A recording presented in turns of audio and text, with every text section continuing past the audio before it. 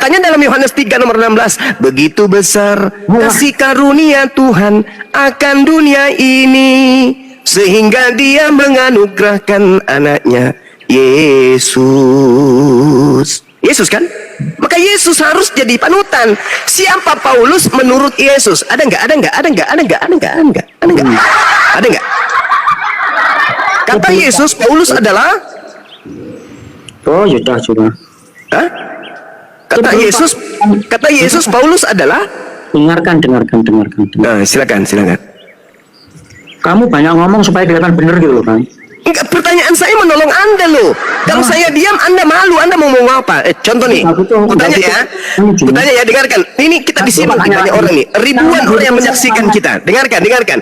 Menurut Yesus, Paulus itu adalah teng-teng. Silakan Anda jawab, saya diam.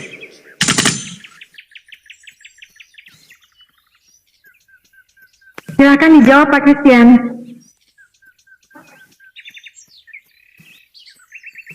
Inna lillahi wa inna ilaihi raji'un. Kehabisan kata-kata, mau kemana? Saya justru menutupi kemaluannya, menutupi kemudian ketidaktahuan saudara pendeta Kristen ini dengan sengaja saya timpali. Karena kalau saya biarkan bicara, dia mau ngomong apa? Coba, silakan. Mau ngomong apa coba? Ayo. Selain Paulus kan ada murid-murid Yesus.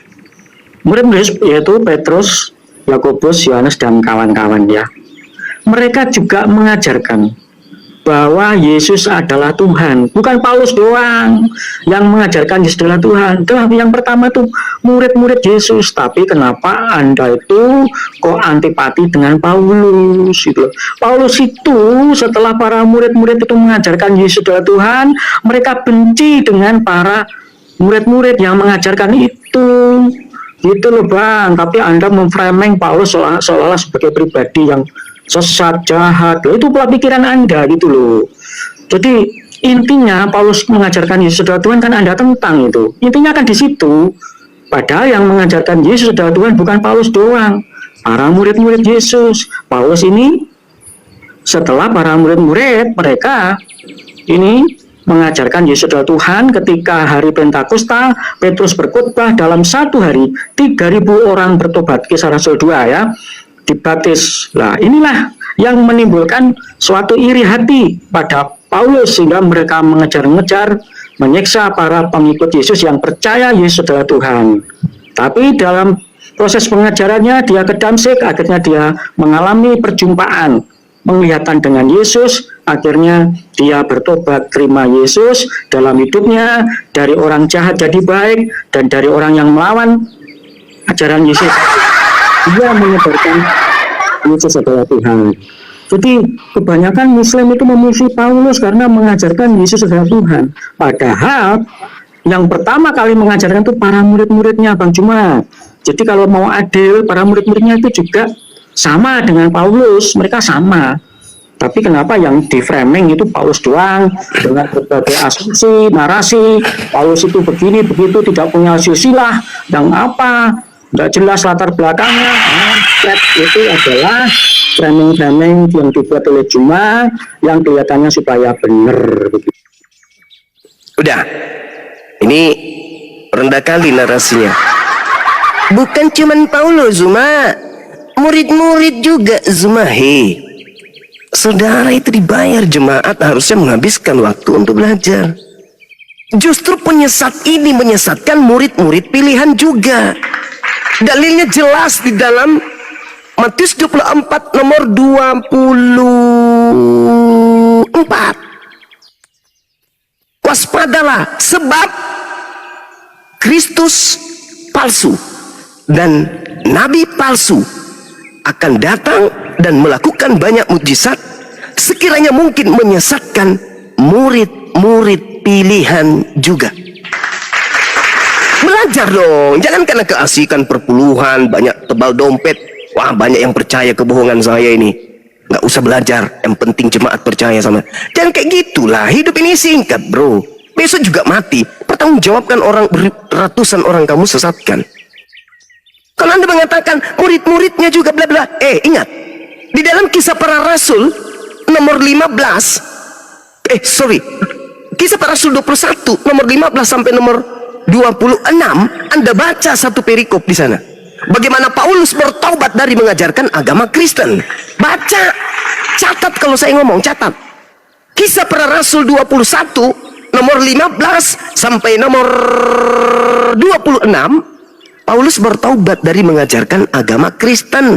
Ketika dia pulang ke Yerusalem, Paulus bertaubat. Paulus mentahirkan diri, dan bahkan Paulus mempersembahkan persembahan kurban seperti yang dilakukan oleh Nabi Musa. Belajar dong. Kemudian Anda mengatakan bahwa orang-orang Yahudi suka sama Paulus. Waduh, Kisah Para Rasul 24 nomor 5, orang-orang Yahudi teriak, inilah dia Paulus, sang penyakit sampar yang telah menyesatkan orang-orang Yahudi di seluruh dunia beradab. Dan dia, Paulus ini adalah tokoh dari Karisteng. Tolonglah, belajarlah. Minimal Anda tidak menyesatkan orang lagi lah. Hentikan itu menyesatkan orang lain. Jadi sekali lagi saya katakan kepada saudara, salah dulu bang, salah dulu. Setannya jangan keluar dulu. Suruh setannya tinggal di situ biar ku ceramai pakai Bible. Jadi Yesus berkata, waspadalah kepada penyesat yang datang dengan memakai nama Yesus dan berkata, akulah Mesias. Apa itu? Artinya bahwa Yesus sudah menubuatkan kepada muridnya agar waspada, karena akan datang kemudian Yesus palsu dan mengaku akulah Yesus. Nah, Paulus ketika ke Damsik, padang gurun menuju Damsik, apa kata Paulus? Siapakah engkau Tuhan? Akulah Yesus yang kau aniaya. Siapa itu yang datang? Siapa yang datang itu? Yang datang kepada Paulus itu siapa? Sebagai Kristen hanya di doktrin, itu adalah Yesus sebagaimana kata siapa itu Yesus, kata siapa? Di dalam Matius 24 nomor 23, Yesus berkata, jadi apabila ada orang berkata, ada Yesus di sini, jangan kau pergi di sana, atau ada Yesus di sana, jangan kau percaya. Sebab, Yesus ulang-ulang, sebab Mesias palsu dan nabi palsu akan muncul dan melakukan banyak mukjizat dan menyesatkan banyak orang, bahkan orang-orang pilihan juga. Camkanlah, aku sudah mengatakannya terlebih dahulu kepadamu. Jadi apabila ada orang berkata, ada Yesus di padang gurun, ada Yesus di dalam bilik penjara, jangan kau percaya. Sebab aku Yesus, kedatanganku yang kedua sama seperti cahaya yang bersinar terlontar cahayanya dari timur sampai ke barat. Demikianlah nanti caranya aku datang untuk yang kedua kalinya. Begitu cara belajarnya. Sahabat Kufi, syukran. Jadi kalau Anda kemudian hanya modal dogma, doktrin, modal janji-janji perpuluhan, sudahlah itu Pak Pendeta. Ya, khutbahkan kepada jemaatmu, jemaat-jemaatku, Bapak Ibu sekalian, mulai hari ini mari kita belajar betul-betul. Ternyata yang kita sembah selama ini adalah Kristus palsu, Mesias palsu yang Yesus nubuatkan di dalam kitab kita sendiri. Begitu caranya. Jangan Anda suruh mengajak orang-orang ini menyembah Mesias palsu, Kristus palsu. Sekarang saya ingin tanya nih, menurut saudara Kristen, enggak kan tadi saya tanya tapi kan hanya pura-pura tanya karena saya tahu Anda tidak tahu jawabannya. Sekarang ini aslinya bertanya. Ya kan Anda dari tadi tidak pernah menjawab pun. Ini pertanyaan saya, saudara. Apakah menurut Yesus akan muncul Yesus palsu?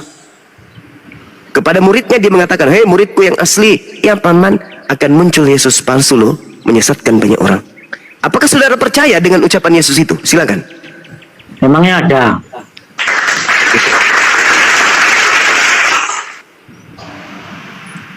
Ya, emang ada toh. Ucapan Yesus itu Anda nggak percaya gitu? Mau ada nggak? Yesus palsu mana? Ada. Kalau tidak ada berarti Yesus bohong. Mana yang betul? Sekarang tunjukkan saja ucapan Yesus itu enggak. Pertanyaan saya sebelum ke situ, pertanyaan saya, apakah Anda percaya bahwa Yesus pernah berkata agar murid-muridnya waspada disebabkan karena akan muncul penyesat mengaku Yesus dan berkata akulah Mesias? Apakah Anda percaya tentang itu? Percaya. Ya. Nah, percaya. Berarti Anda mempercayai akan munculnya Yesus palsu, betul? Oke, boleh.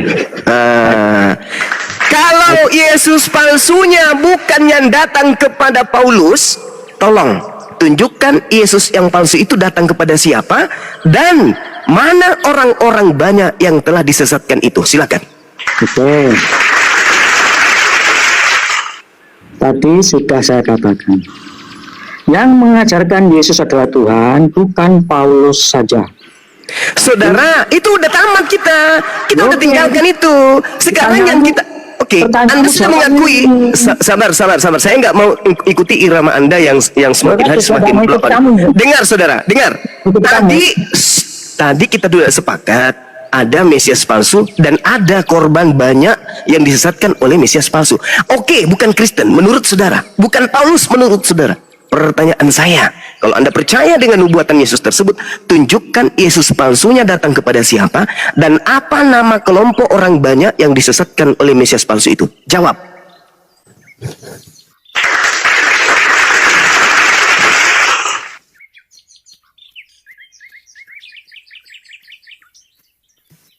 Wa iyad'una illa syaitanan marida.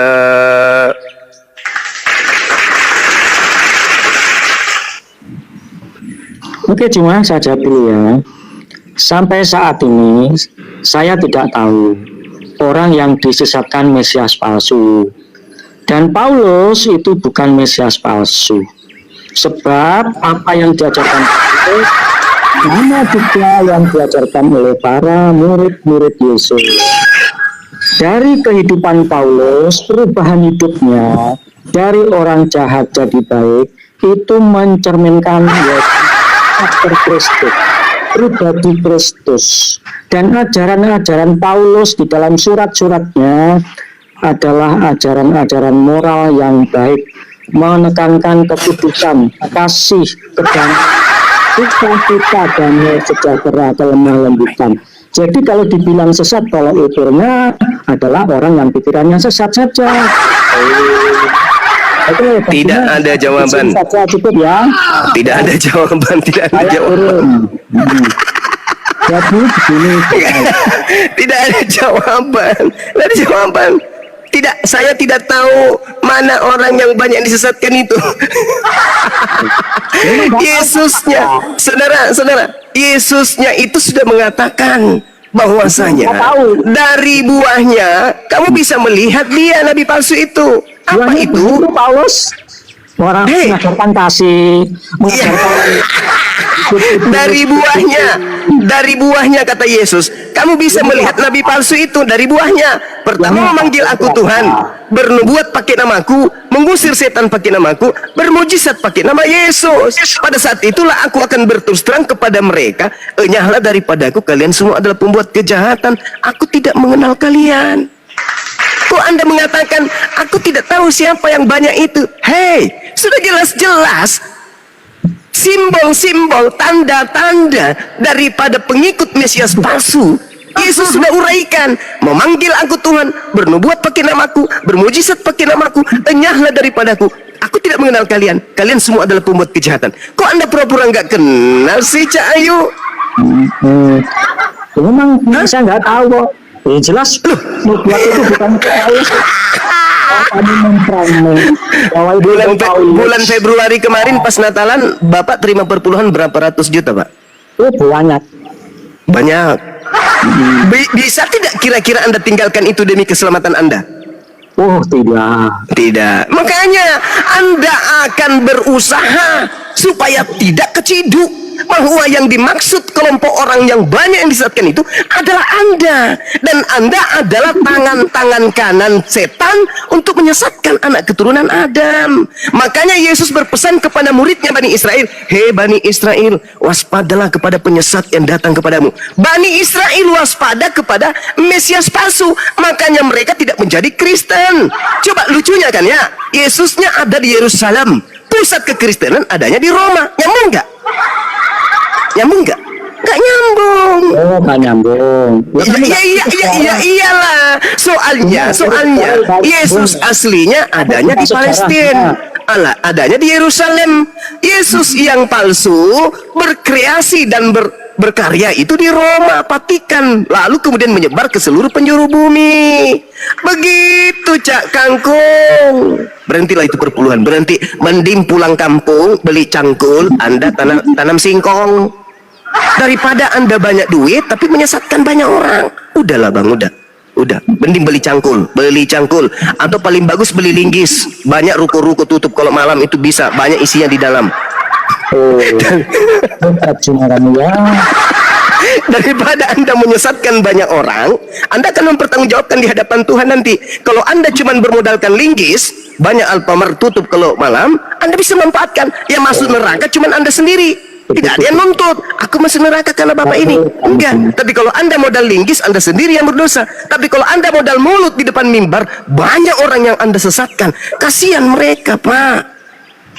Saran saya berhenti aja, beli cangkul atau beli linggis. Kalau beli cangkul berarti jadi petani, tanam singkong. Kalau beli linggis berarti ya Alfamart. Kan gitu. Itu pilihan Bang, silakan. Daripada Anda menyesatkan orang, saya sih cuma kasih solusi. Kasih solusi. Dari awal sudah salah. Apapun omongan si Juma itu tong kosong. Kira-kira iblis mau nggak dinasihatin Bang? Kira-kira iblis mau nggak dinasihatin? Mau nggak? Tidak Bang. Tapi Anda sebagai manusia, minimal setelah ini Anda merenung. Benar juga kata saudara saya Sume ini ya. Apa yang disampaikan di Bible ini kok betul semua. Ya Tuhan, berilah aku petunjuk Tuhan. Nah, belajar baik-baik, renungkan dari lembaran Bible, dari lembaran lain. Pelajari baik-baik. Tak ada gunanya kita kaya raya Bang, tapi hidup dikekal nanti neraka. Untuk apa? Untuk apa banyak duit? Ya toh? Untuk apa banyak duit tapi hidup singkat? Paling kalau saya hitung-hitung, Anda hidup di dunia paling sisa 2 hari 3 hari. Tobat, kamu pun masih ada kesempatan. Daripada di kehidupan berikutnya kekal neraka. Gitu Bang. Loh, Yesus mengatakan, "Enyahlah daripadaku, kalian semua adalah pembuat kejahatan." Kemana perginya pembuat kejahatan? Baca Matius 13 nomor 50. Pembuat kejahatan dilemparkan ke dalam api neraka yang menyala-nyala, kekal di dalamnya. Innal ladzina kafaru min ahlil kitab wal musyrikina fi nari jahannam khalidina fiha ulaika hum syarrul bariyah.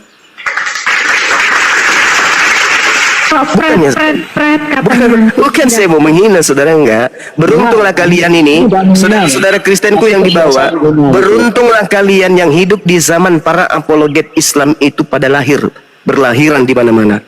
Karena mereka, dari mulut-mulut mereka lah ini kalian mendapatkan petunjuk. Dari mereka memutar balikan petunjuk. Oh enggak, silakan Anda uji apa yang saya sampaikan dengan isi Bible Anda habis ini. Anda turun, buka Bible, Anda pelajari, Anda renungkan dengan hati Anda, dengan kepala saudara. Harta yang paling berharga pada apa yang ada dalam diri saudara Kristen ini adalah akalnya, bukan dompetnya, tapi akal. Duduk, renungkan, ingat. Nah, ini malam ini sudah saya renungkan Bang. Tahu renungan saya? Apa tuh? Apa? Renungan saya isi Bible tidak bisa dipahami menurut pola pikir si Juma yang hanya diisi. Ya sudahlah, itu hanya ucapan kesombongan. Dalam hati abang, dalam pikiran abang, apa yang disampaikan Bang Sume ini betul. Saya percaya itu. Anda orang Indonesia kan? Meskipun Anda selama ini penyembah Kristus, tapi Anda orang Indonesia, Anda makan tempe, Anda makan tahu, pasti ada sisi di dalam kepala Anda, sinar cahaya kebenaran, sehingga Anda akan mengiyakan apa yang saya sampaikan. Cuman Anda malu untuk mengatakan itu. Tidak ada yang malu. Ya, jangan sombong saudaraku, jangan sombong. Habis ini Anda turun, Anda renungkan ucapan saya. Sudah saya katakan loh, cara Kristen itu punya cara tersendiri. Bagaimana menghayati, mengimani Tuhannya, yang mana dalam tingkat penghayatan mengimani Tuhannya itu tidak bisa diatur oleh si Juma. Minimal minta petunjuk kepada Bible saudara. Apa kata Yesus? Yohanes 17:8, segala firman yang engkau berikan ya Tuhan, telah aku sampaikan kepada Bani Israel muridku, dan mereka telah menerimanya, dan mereka percaya bahwa engkaulah yang telah mengutus aku. Muridku percaya bahwa engkaulah telah mengutus aku. Yesus berkata dalam Yohanes 5 nomor 36. Ada kesaksianku yang lebih penting dari kesaksian Yohanes Pembaptis. Apalagi hanya sekedar kesaksian orang yang hidup 2000 tahun setelahku bernama Kristian. Hanya karena modal perpuluhan saja. Bahwa semua mukjizat yang aku lakukan, mukjizat itulah yang aku lakukan sekarang dan bersaksi tentang aku bahwa Bapaklah yang telah mengutus aku. Saudara, Yesus bersaksi dia adalah utusan Tuhan. Murid-muridnya bersaksi bahwa Yesus ini utusan Tuhan. Kurang apa lagi? Coba. Sudahlah Jum. Ya sudah. Sudahlah kawan. Jadi saya sudah katakan kan dari awal. Boleh aku bertanya? Silakan Bang, silakan. Tapi Apa jangan ke mo- Kristen bertanya, ya kasihan dia sudah nggak bisa dia. Apa Ampun, ampun. motivasimu mau buat acara-acara begini, itu apa motivasimu? Boleh saya jawab? Silakan. Bapak Cuan. Oke. Al-Quran saya mengatakan innalladzina amanu yukatiluna fi sabilillah. Orang beriman itu berperang di jalan Allah. Walladzina kafaru fi sabilit tagut. Dan orang-orang kafir itu berperang di jalan setan. Faqatilu awliya syaitan.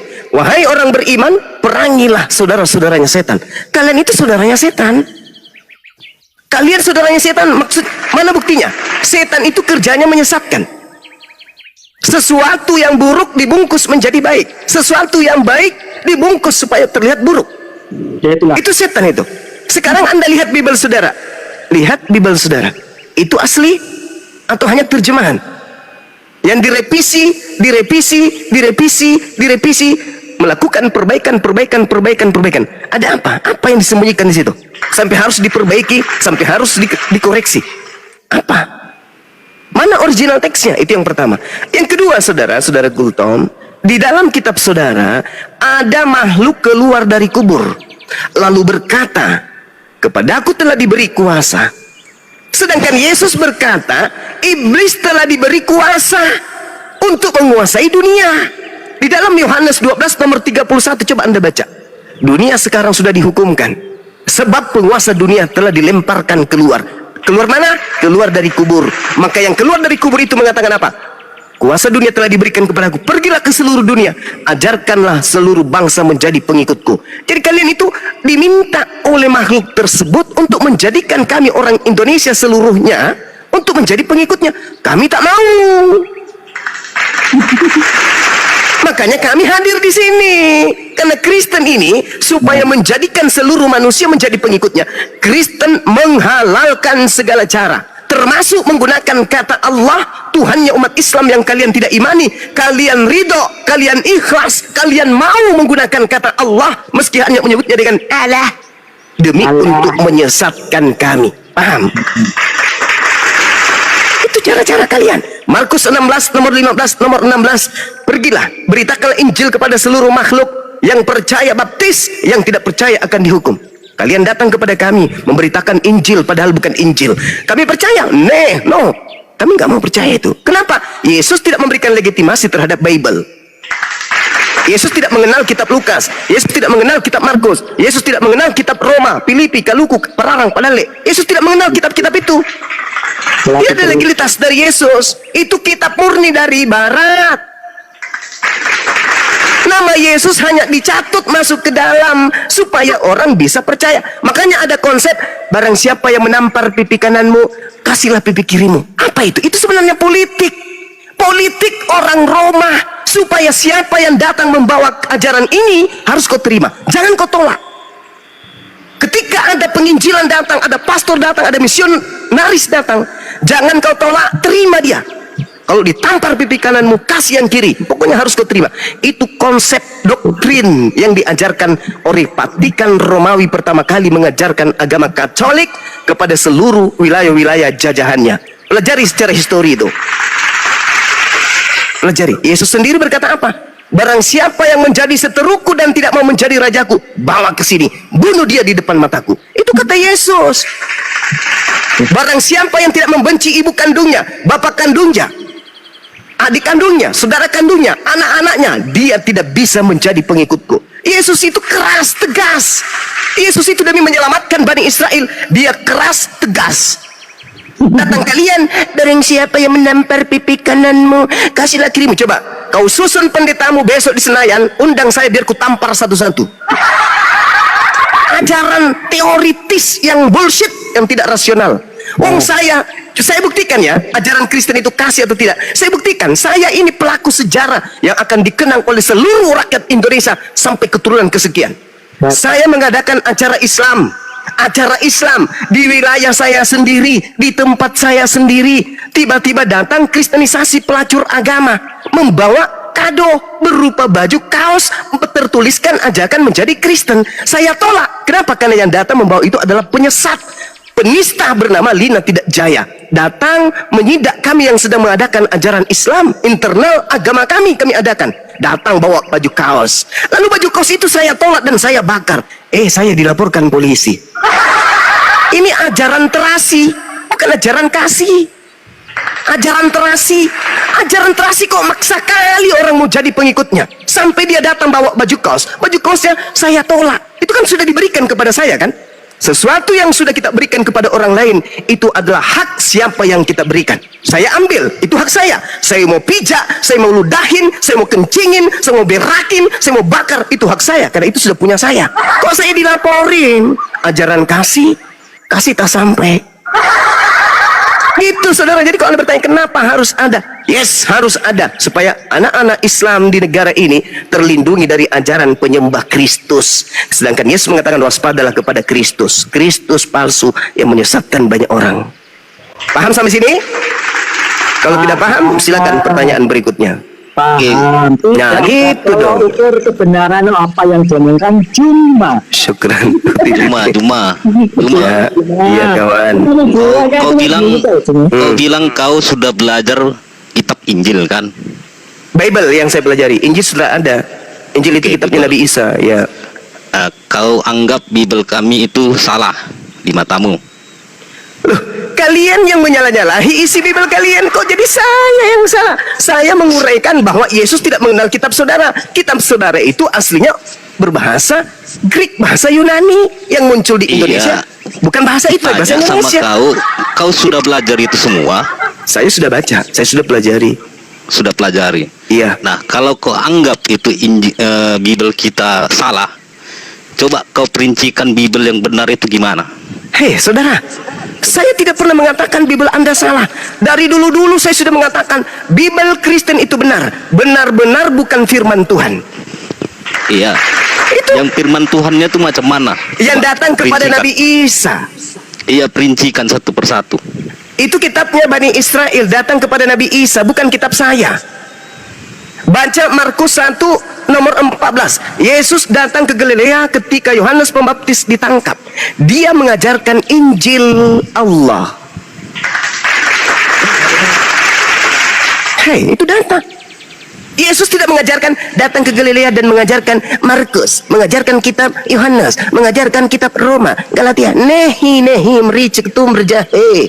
Yesus tidak mengajarkan buku-buku itu. Terus yang benarnya gimana Juma? Yang benar itu adalah Anda baca Yohanes 17 nomor 8. Segala firman yang engkau berikan kepadaku telah aku sampaikan. Artinya apa? Sebelum muncul kitab-kitab kalian, menurut penelitian kesaksian yang tidak diketahui siapa namanya, yang bersaksi kepada penulis buku Yohanes, tertulis dalam Yohanes 21 nomor 24 nomor 25, dia mengatakan bahwa Yesus sebelum terangkat ke langit, segala firman telah ia sampaikan kepada muridnya, dan rangkuman segala firman yang diterima muridnya menghantarkan murid-murid Yesus mengimani Yesus sebagai utusan Tuhan. Bentar. Baca Bible kalian. Saya bingung dengan Juma. Oh, harus bingung. Tapi ngomong, dengarkan kok Juma kalau ngomong. Iya, baik. Bingungnya gini Juma. Ya. Tadi berkata Yesus tidak melegalisasi kitab Matius, Markus, Betul. Lukas, Yohanes. Tapi sekali. kenapa kok comot-comot ayat itu? Saudaraku. Hei, saudaraku. Untuk membuktikan sebuah uang itu palsu atau tidak palsu, yang kita kaji adalah uang palsu itu. Untuk menguraikan uang itu palsu atau tidak, uang palsu itulah yang akan menampakkan kepalsuannya sendiri.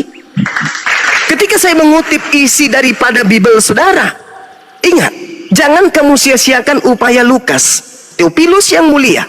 Banyak orang yang menulis tentang peristiwa-peristiwa kejadian-kejadian yang terjadi di antara kita, maka saya terpanggil untuk menyusunnya kembali. Jadi Lukas melakukan penyusunan berita-berita yang telah terjadi. Tapi sepalit apapun, sesahih apapun cerita yang disusun oleh Lukas, itu bukan firman Tuhan. Saya nih memberitakan kepada saudara Bible, saya ambil data ini ke data ini, data ini ke data itu, bukan memberitakan firman, tapi memberitakan peristiwa yang terjadi berdasarkan catatan wartawan Lukas, wartawan Markus, wartawan Paulus, dan seterusnya.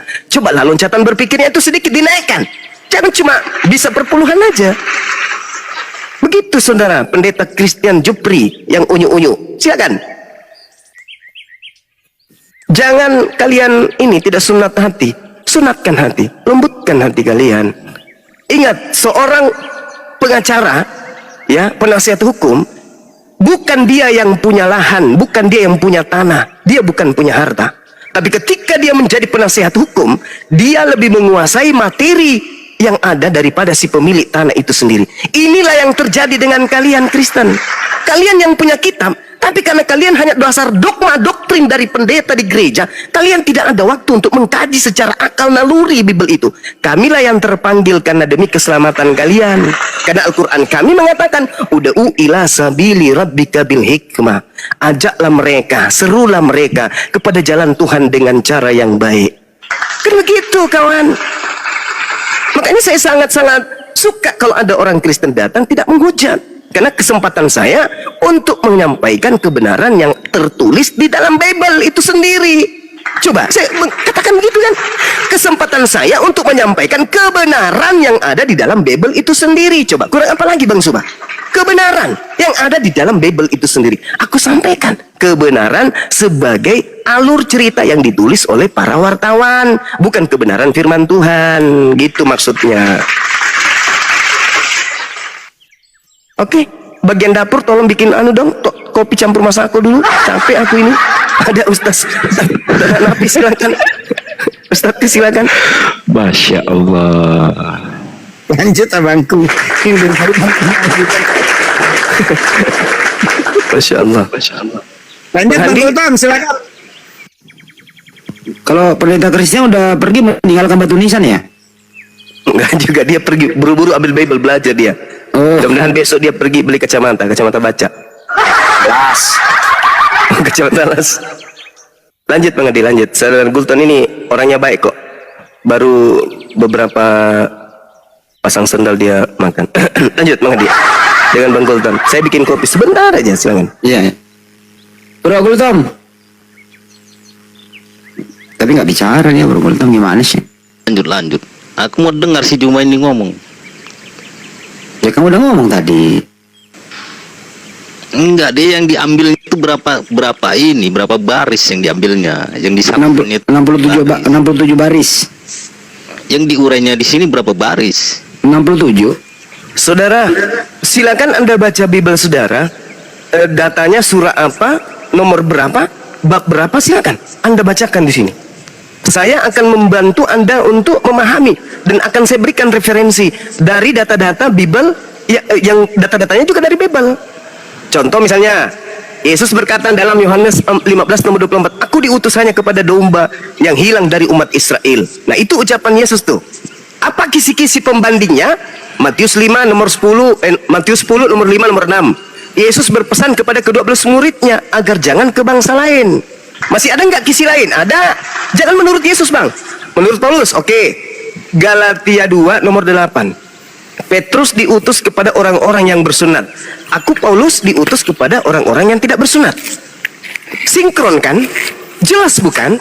Galatia 1 nomor 15, 16. Aku diutus kepada orang-orang non-Yahudi. Berarti murid-murid Yesus tidak ke bangsa lain. Yang ke bangsa lain itu Paulus. Nah sekarang pertanyaannya, adakah Yesus mengajarkan muridnya keluar dari bangsa lain? Keluar ke bangsa lain? Adakah? Tidak ada. Nah, nanti kemudian muncul sanggahan di tahun 52 Masehi ketika Paulus menuju ke Damsik, tertulis dalam Kisah Para Rasul 9 dan Kisah Para Rasul 22, ada sosok yang datang kepada Paulus berupa cahaya. Sedangkan Yesus berkata dalam Lukas 10:18, waspadalah, aku berkata kepadamu, aku melihat iblis jatuh dari langit ke bumi berupa cahaya.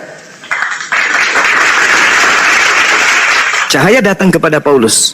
Lalu cahaya itu berkata apa? Akulah Yesus yang kau aniaya. Nah, sedangkan Yesus sebelumnya sudah berpesan nih kepada muridnya, waspadalah kepada Yesus palsu yang datang kepadamu dan berkata, akulah Mesias. Berarti ada Mesias datang setelah Yesus terangkat ke langit. Sedangkan malaikat berkata kepada orang-orang yang ada pada masa itu, pada saat Yesus terangkat, di dalam Kisah Para Rasul 1 nomor 11, malaikat berkata apa? Yesus yang kalian lihat terangkat ke langit akan datang kedua kalinya ke bumi ini sama seperti engkau melihat dia terangkat ke langit. Ketika dia terangkat ke langit, dia akan datang ke bumi sama seperti ketika dia terangkat ke langit, lengkap dengan jasadnya. Sedangkan yang datang kepada Paulus ada jasad nggak? Nggak ada. Aku datang nanti dengan jasadku. Di mana Yesus mengatakan aku datang nanti dengan jasadku? Baca Matius 24 nomor 27 dan nomor 30. Makanya dia mengatakan, kalau ada yang berkata ada Yesus di sini, ada Yesus di sana, jangan kau percaya, sebab aku datang ke bumi, kedatanganku nanti sebagai anak manusia lengkap dengan jasad. Jadi kalau ada yang berkata Yesus ada di sini, Yesus ada di sana, aku bermimpi bertemu Yesus, aku melihat Yesus kemudian di atas Ka'bah, pada saat aku tahajud, aku sujud, aku mendengarkan ada bisikan, itu bukan aku. Sebab kedatanganku yang kedua nanti, aku akan turun dari langit sebagai anak manusia diiringi oleh malaikat-malaikat, dan seluruh manusia yang ada di atas bumi akan bertekuk lutut. Semua manusia ini akan tahu ketika Yesus sudah datang, seluruh manusia akan tahu. Orang yang lagi tidak sempat cebok kalau Yesus datang. Orang yang lagi mengandung seketika kemudian beranak. Orang yang lagi tidur seketika terbangun ketika Yesus itu sudah datang. Sementara yang terjadi kepada Paulus cuman dia saja dengan orang-orang yang kita tidak kenal, yang melihatnya dan mengetahuinya. Itu kebohongan, Cak Ayu. Yesusnya mengatakan begitu. Coba Anda baca Matius 24 nomor 23, nomor 24, nomor 25, nomor 26, nomor 27, nomor 30. Baca itu, baca.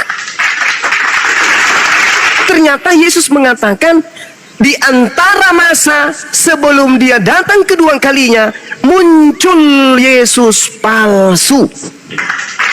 Jangan percaya, kata Yesus. Jangan percaya.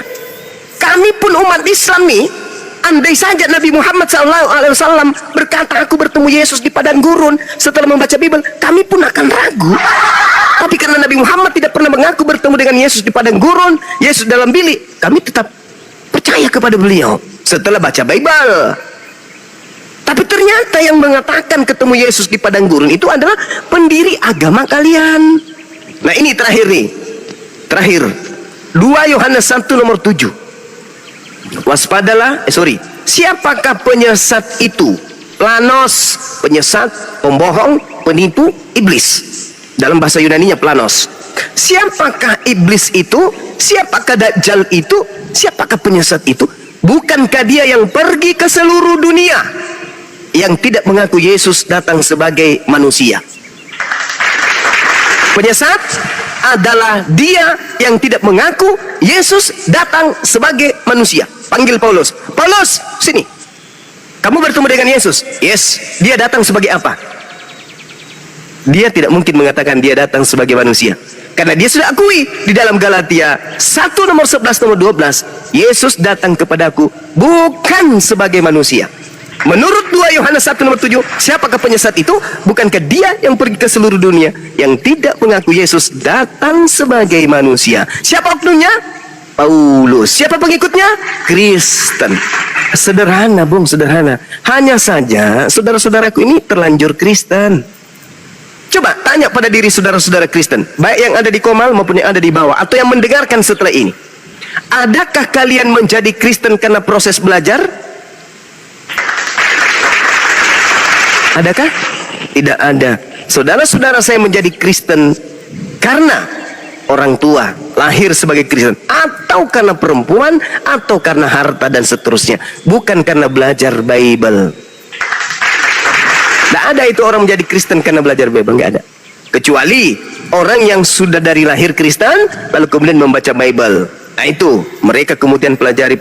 Tapi karena sudah didoktrin, otaknya sudah terpatrit bahwa Yesus itu Tuhan, dah selesai. Ketika mereka menemukan dalam Bible yang hanya wartawan punya catatan, menuliskan Yesus mati, Yesus lapar, Yesus tidur, Yesus nete, Yesus kemudian ketakutan, Yesus kemudian ini bla bla bla. Apa kata mereka kemudian sebagai silat lidah? Oh, itu saat dia sebagai manusia. Coba lihat. Pernah tidak pencipta alam semesta ini sebagai manusia? Pernah enggak?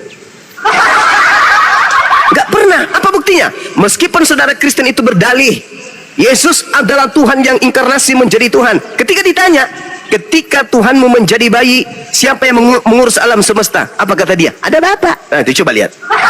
Artinya Yesus ini bukan Tuhan, 100% bukan Tuhan dan 100% manusia. Tidak ada itu dan 100% Tuhan. Buktinya ketika dia menjadi bayi, mana 100% Tuhannya? Mana 100% Tuhannya ketika dia jadi bayi? Ketika dia jadi manusia, mana 100% Tuhannya? Harusnya kalau Yesus itu 100% Tuhan, tidak nampak seperti manusia, karena dia 100% Tuhan. Harusnya kalau Yesus itu 100% Tuhan, tidak menjadi manusia, karena dia 100% Tuhan. Harusnya ketika dia 100% Tuhan, dia tidak menjadi makhluk. Buktinya dia makhluk, buktinya dia manusia, buktinya dia mati. Berarti dia 100% makhluk dan 100% bukan Tuhan. Nah itu baru betul. Saya kira begitu, saudara. Silakan Bang Handi, mudah-mudahan saudara kita ini bisa tercerahkan. Silakan. Ya, selamat malam. Bang Gultom gimana? Ada sesuatu yang tidak ingin disampaikan? Bang Gultom? Selamat malam. Iya malam. Oke. Boleh saya sedikit bicara? Silakan Pak. Boleh. Oke.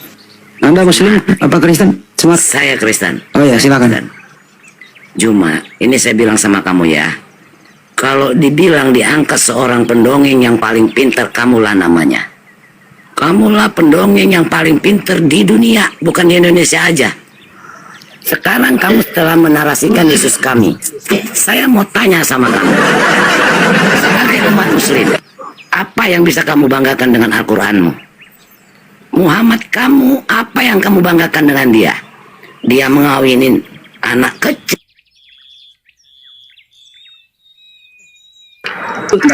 Apa sih Smart? Udah cukup ya. Yang Bang Juma bisa menjawab itu? Mudah. Ya silakan. Yang pertama nih dari Bible. Orang yang selamat mendapatkan hidup kekal menurut Bible adalah percaya bahwa yang mengutus Yesus itu satu-satunya Tuhan. Saya dulu yang bicara, jangan cong. Dan Yesus itu sebagai utusan Tuhan. Lulus Bisa saya. disematkan sebagai Lulus saya, nggak apa-apa. Anda mengatakan saya pembohong, Kamu pendongeng. boleh, silakan aja, silakan, apa-apa, nggak masalah. Al-Quran saya mengatakan innal ladina qalu rabbunallah tsumma istaqamu. Barang siapa yang berkata bahwa Tuhan itu adalah Allah, itu adalah Tuhannya, lalu tetap istiqomah dalam pendirian tersebut, maka berkatalah kabar gembira kepada yang tentang surga. Kada aflahal mu'minun, beruntunglah orang-orang mukmin. Tidak ada yang Oh, bagus. Berarti dengan kata lain Anda sudah meludahi pintar Bible. di dunia. Bawa aja lah kau itu. Nggak bisa diskusi. Dengan kata lain Anda meludahi Bible. Yang saya jelaskan tadi itu Bible. Harusnya naik ke sini, Bang. Bang Suma, kamu keliru. Di Bible saya itu tidak kayak gitu loh. Ini loh yang betul, ini loh yang benar. Bible saya itu mengarahkan begini-begini. Jangan nyerang pribadi, karena yang saya sampaikan itu adalah isi Bible berdasarkan Al-Quran. Wa iyad'una illa syaitanan marida. Ya kan? Yang mereka sembah itu adalah setan yang durhaka, setan yang terkutuk. Sedangkan Paulus tegas mengatakan Galatia 3 nomor 13, Kristus. Nah coba, Kristus lagi tuh.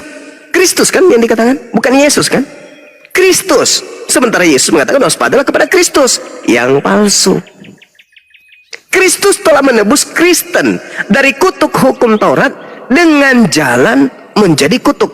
Dari sini aja ini sudah bohong Paulus ini. Sudah bohong. Kenapa bohong? Nih saya sampaikan pelan-pelan. Hukum Taurat itu tidak berlaku kepada bangsa Kristen. Tidak berlaku kepada orang di luar Yahudi. Mazmur 147 nomor 19 nomor 20. Tuhan mengadakan perjanjian baru kepada Bani Israel, Bani Yehuda. Yesaya 431 nomor 31 sampai 33. Nah, perjanjian baru Tuhan ini kepada Bani Israel dan Bani Yehuda, Tuhan tidak berikan kepada bangsa lain. Sehingga kebohongan terkuak kemudian ketika Paulus mengatakan Kristus telah menebus Kristen. Kristen ya, kita ya. Karena kami tidak, Kristen aja. Kristus telah menebus Kristen dari kutuk hukum Taurat.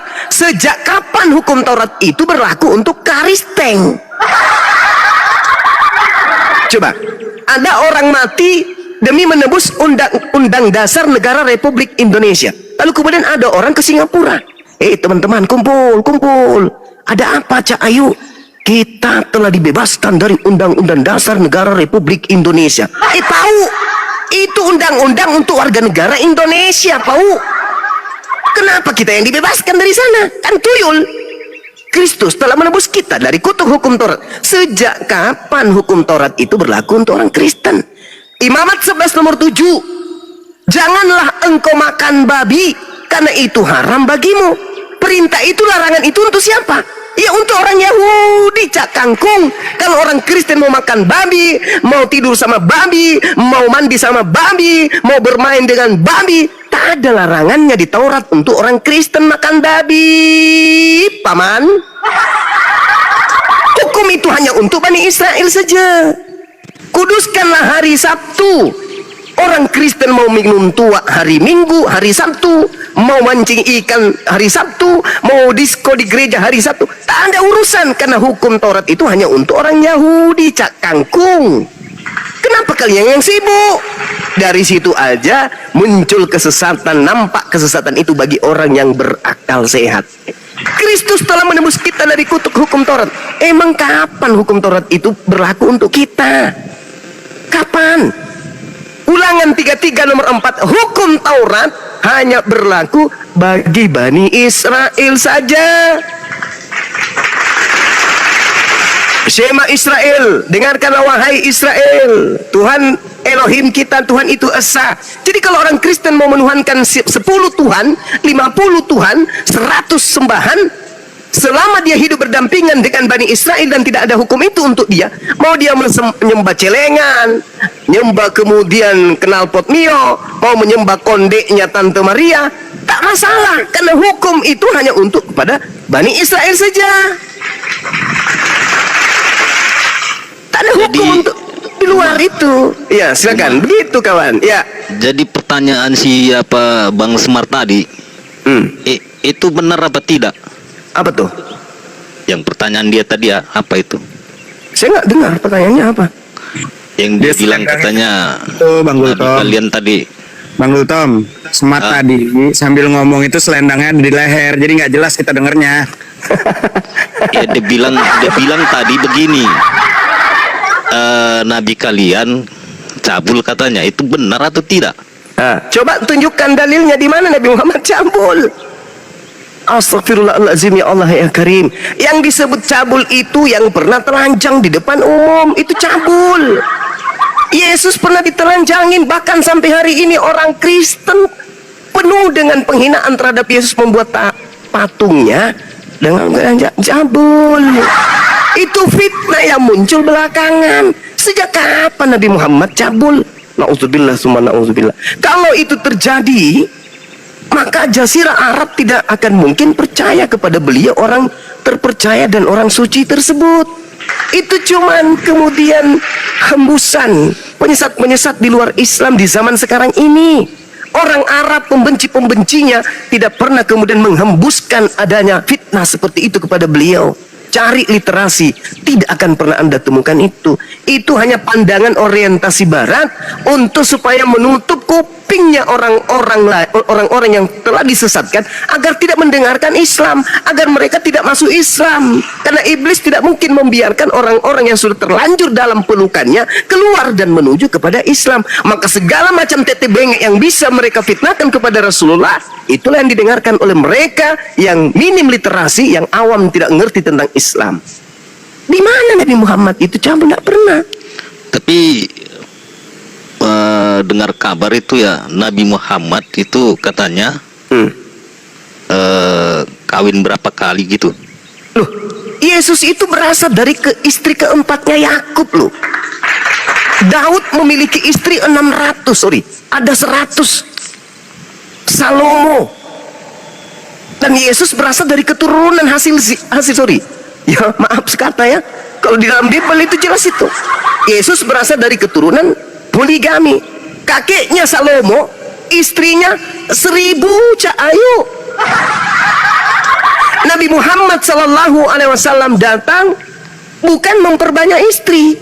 Nabi Muhammad SAW datang mengurangi istri. Yang tadinya ratusan, yang tadinya tidak terhingga, ketika dia datang, konsepnya kemudian dibatasin. Bagi umatnya cukup 1 saja. Di dalam kitab kalian, di dalam kitab Taurat pun, atau kitab Perjanjian Lama, dan bahkan di Bible Perjanjian Baru, tidak ada cukup 1 istri, dalilnya nggak ada. Bahkan Anda kalau lihat di dalam Lukas 18 nomor 29 sampai nomor 30, apa kata Yesus? Barang siapa yang meninggalkan istrinya karena Allah, maka dia akan mendapat berkali lipat di dunia ini sekarang juga. Kenapa kalian tidak melakukan apa yang Yesus ajarkan? Bahwa bisa berkali lipat istri. Kenapa? Karena kalian terlalu serakah dengan harta dunia. Kalian tidak mau menikah wanita lain. Kalian tidak mau berbagi dengan wanita lain. Kalian lebih suka 1 istri, tapi kondom penuh di dompet. Itu yang kalian mau. Makanya saya katakan, agama yang melarang poligami itu adalah agama yang secara tidak langsung melegalkan persinahan. Itu pasti, itu pasti. Pasti, saya pastikan. Makanya dalam agama kalian itu bukan hanya sekedar zina dengan seorang lawan jenis. Bahkan saking bosannya dengan lawan jenisnya, dilegalkan juga sejenisnya. Makanya saya katakan, agama yang membenci poligami, membenci yang halal, karena poligami itu kan halal tuh. Misalnya nih, Bang Suman nikah, punya istri 1, kemudian saya suka kepada seorang wanita lain, dan wanita itu juga suka sama saya. Karena saya takut berzina, saya menikah 2 istri saya, tapi halal. Tapi kalau orang Kristen 1 istri setiap kali kalau di rumah, wah pokoknya kalau pulang ke rumah pura-pura lunglai, aduh mah capek apa? Capek naik kuda-kudaan barusan, pura-pura capek kerja. 1 istri keluar dari rumah, suka sama seorang wanita yang bukan istrinya. Wanita itu juga suka sama dia. Apa yang kemudian mereka lakukan? Apa yang kira-kira mereka lakukan? Mau kawin, mau nikah, tak boleh, cuma 1 katanya. Lalu apa yang mereka lakukan? Tanya pendeta Joshua Teu, tanya pendeta Sarah. Apa yang mereka lakukan? Tanya Saifuddin Ibrahim. Apa yang mereka lakukan? Tanya pendeta-pendeta kalian. Apa yang mereka lakukan? Saking stresnya, mereka bikin Bible yang khusus untuk 3 huruf itu. Coba. Jadi agama yang membenci poligami itu adalah agama yang secara tidak langsung melegalkan persinahan. Jangan munafik deh, jangan munafik. Kalau kami di Islam, kami suka kepada wanita lain, kami mampu adil, kami boleh menikah, halal. Tapi kalau di kalian, tidak boleh menikah lagi, cukup 1. Apa yang kalian lakukan? Kira-kira? Hehehe, cuman pandang-pandangan, hehehe, cuman lirik-lirikan, hehehe. Tidak mungkin, mustahile. Silakan, Dinda Pera Esther, diambil alih dulu kelasnya deh. Saya masak air dulu. buat kopi campur masako guruna? Yes, siap tahu kali. Ya ikhwan, assalamualaikum warahmatullahi wabarakatuh. Jadi Kores terpanggil untuk naik gitu kan? Waalaikumsalam warahmatullahi wabarakatuh. Lanjut Bang Ures. Iya, terpanggil untuk naik karena tadi ada yang menghujat gitu. Karena kalau udah menghujat itu lampu hijau buat Kores membongkar aib agamanya, Tuhannya, berhalanya, dan seluruh yang ada dalam imannya. Itu udah lampu hijau untuk dibongkar-bongkar. Contoh begini kawan-kawan yang menghujat Islam. Jikalau memang benar Nabi kami yang cabul, kenapa konsumsi film porno terbanyak di dunia adalah negara-negara mayoritas agama Kristen? Kenapa bisa begitu? Jikalau memang benar Nabi kami ini menurut kalian, lalu kenapa penyakit 3 huruf dan juga gay itu muncul di agama-agama yang menjadi negara yang dimana agama ini mayoritasnya Kristen? Kenapa bisa begitu? Coba dipikirkan kembali oleh kalian, baca kitab suci kalian baik-baik. Siapa sebenarnya yang junjungannya dan juga Tuhannya kalau berbicara tentang iman selalu kekawin atau zina gitu. Menyembah Tuhan yang benar disebut kawin, menyembah Tuhan yang salah disebut zina gitu. Kenapa beribadah kepada Tuhan disejajarkan dengan kawin dan zina? Coba dipikir ke sana, gitu loh. Jadi jangan kalian menghujat kalau nanti berbalik kepada Tuhannya kalian sendiri. Ingat, di dalam Islam Allah berfirman di surah Asy-Syu'ara ayat 94 sampai 96, semua berhala-berhala yang kalian sembah itu akan jatuh ke dalam neraka dan bertengkar berkelahi bersama kalian sendiri. Sehingga nanti kami umat muslim ketika mendatangi neraka, kami akan melihat encos pukul-pukulan sama Christian Princess dan Alda. Itu yang akan kami lihat. Kenapa bisa begitu? Karena sudah terbukti di dunianya saja bejat. Suka ngerusuh ke agama orang, dibalikin marah-marah. Mereka lupa hukum tabur tuai di dalam iman mereka sendiri. Gitu. Lu menghujat, lu menadur. Dan ketika kami mengkonter, itulah tuayannya buat kalian. Dan ketika lu menuai, lu kira lu yang akan merasakan tuayannya? Enggak, my bre. Yang akan merasakan tuayannya, wahai para penghujat Islam, itu nanti anak-anak lu sendiri. Ketika nanti anak-anak lu, wahai para penghujat Islam, pulang sekolah, mereka menangis karena tahu bahwa ternyata surganya mereka mengawini Tuhannya sendiri. Itu yang terjadi. Jadi jangan mulai. Mumpung masih ada waktu, jangan mulai. Kalau sampai satu Indonesia tahu kelakuan kalian gimana di medsos, mau lari kemana kalian? Ke sorga. Sorganya udah anyut. Iya, abad pertama kelihatan sama orang-orang. Sekarang kemana sorganya? Udah anyut. Mau lari kemana kalian? Gitu loh, ya. Jadi baik-baiklah kalau hidup di sini, jangan menghujat gitu loh. Karena kalau dikonter balik kalian nggak bisa ngapa-ngapain. Mau apa kalian? Mau mukul? Nggak punya tangan kalian roh. Mau apa? Ngeludah jauh. Ludah kalian paling mentok ke lutut kalian sendiri. Gitu. Mau kemana kalian? Mau ngelawan nggak bisa. Dari zaman Tuhan kalian turun ke bumi sampai ke penyembah-penyembah yang generasi pertama sampai ke kalian di 2025 itu kabur, selalu kabur gitu loh, nggak pernah bisa melawan. Iman kok ngajarin kabur? Ya toleransi lah, kita mengerti. Cuman gitu, kalau udah tahu dari Tuhannya sendiri cuma bisa kabur, ya jangan mulai gitu. Ini kami muslim, pantang buat kami mundur. Kalian beri arenanya, kami sambut. Gitu my bre. Takbir. Allahu Akbar, Allahu Akbar, Allahu Akbar. Kalau saya tadi meluruskan, sebenarnya ya kalau ada oten kayak tadi menghujat itu semua ada di Bible-nya begitu. Apa yang terjadi, apa yang keluar dari mulutnya itu yang bersumber dari Bible begitu. Dia bilang tadi ajaran Nabi Muhammad dongeng. Dongengnya yang mana? Justru ajaran Nabi Muhammad menjadi kenyataan. 'Banyak diadopsi oleh negara-negara yang maju. Yang dongeng itu kita lihat aja Wahyu, segitu tebal Wahyu dongengnya minta ampun. Ada nggak pernah melihat domba bertanduk 7?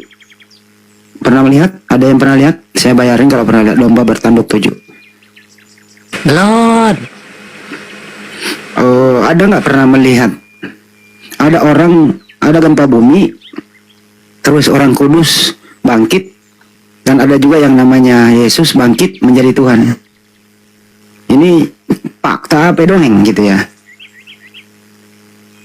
Ya ini aja, baca-baca dari Bible itu. Berapa persen kira-kira karangan dongeng oleh penulis? Kalau ada mengatakan ajaran Nabi Muhammad adalah dongeng, buktinya ya, kalau Al-Quran lu bilang dongeng ya, mestinya lu keluar dong dari Indonesia. Apa itu? Dasar negara kita itu diambil dari Al-Quran, mulai sila pertama sampai sila kelima. Jadi kalau kau mengatakan Al-Quran yang dibawa oleh Nabi Muhammad SAW dongeng, artinya dasar negara kita dongeng. Keluar dari Indonesia sekarang juga. Itu Anda artinya Anda hanya bicara kagak berilmu.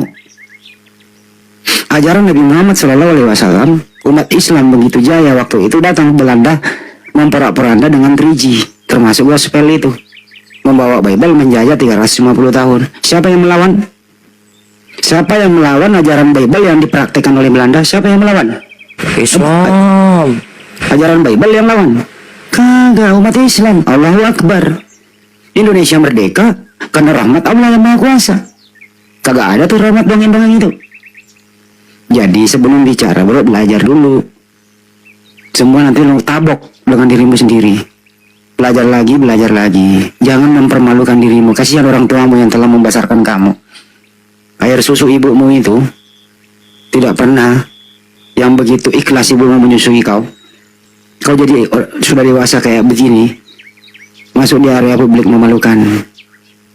Jadi setiap kau menghina Islam, hinaan kamu itu kembali ke Bible-mu. Baca Bible. Semua kata-kata kotor yang kau keluarkan ada di Bible. Semua kata-kata PORNO yang kau keluarkan, CABUL yang kau keluarkan ada di Bible. Ajakan untuk itu. Ya, semua makanan-makanan kotor yang keluar dari mulutmu, itulah yang kau makan tiap hari. Jadi dipilter dulu deh ya kalau naik sini, karena kau ketabok dengan data. Kalau di agama kalian, Gedein dikit suaranya Tom, gedein apa? iya, di agama kalian itu alasannya apa? Kalau babi itu diharamkan, Ya perintah dalam Al-Quran. bukan perintah dari Nabi. Perintah dari Al-Quran. Nabi yang menjelaskan perintah itu kepada kaum jahiliyah, kaum yang tidak ngerti apa-apa, agar kaum jahiliyah ini menjadi kaum yang terang benderang seperti sekarang umat Islam, bercahaya di seluruh dunia. Iya, sebenarnya akibatnya itu apa gitu? Karena tidak makan babi. Jadi orang yang makan babi itu kelihatannya memang cerah, tapi dalam hatinya busuk. Itu jawabannya. Apa lagi?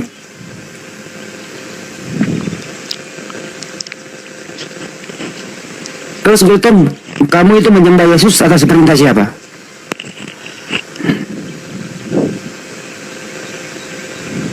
Yesus. Di mana Yesus memerintahkan menyembah dirinya? 1, 2, 3, 4, 5, 6. Pendeta yang bilang. Oh, pendeta yang nyuruh lu, bukan Yesus. Lu jangan jual. Pendeta yang nyuruh lu nyembah Yesus. Nah, itu benar, tapi tidak ada datanya di Bible. Itu karangan pendeta. Ya, kali ini kau jujur, pendeta yang ngajarin lu nyembah yang keluar dari kubur. Iya, pendeta itu kan dapat ini firman. Dari mana datanya pendeta dapat?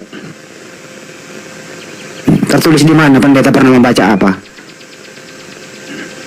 Yesus menyuruh menyembah dirinya. Pendeta membaca apa itu?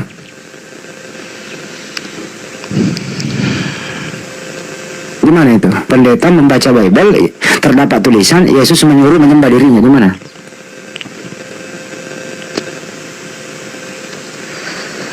Di ayam lagi sih Gultom. Dan lu pakai akal bro, jangan daftar dulu ah. Sian lu. Kau tuh masih orang baik, masih bisa difungsikan akalnya lah. Oke? Ambil lagi res. Oke. Jadi Gultom mau masuk Islam kapan? Langsung aja.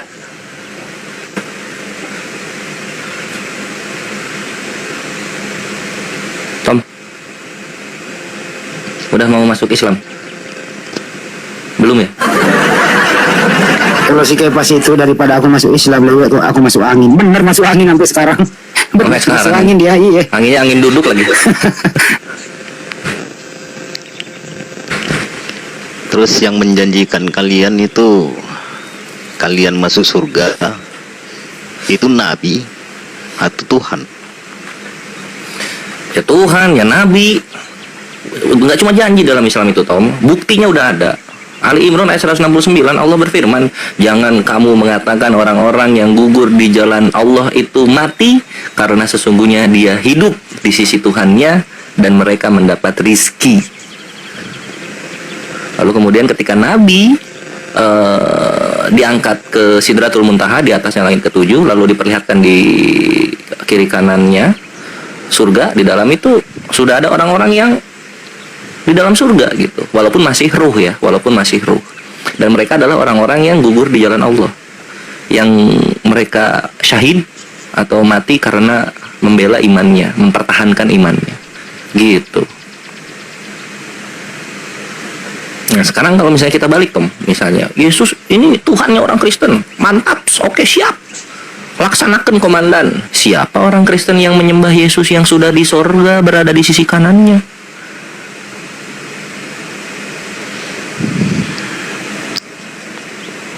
Ya, bingung, belum ada. Gitu Tom. Gitu. Jadi kalau ngomong janji keselamatan harus berikut dengan buktinya gitu. Dari cerita Yesus naik ke sorga nggak bawa orang-orang yang percaya sama dia aja, gue udah sanksi dia Tuhan. Dari Yesus turun ke dunia melalui keperawanan seorang wanita aja, gue udah sanksi dia Tuhan. Gitu. Jadi ya, mari kita dengarkan iklan dulu Tom. Silahkan Akhi Kaisar.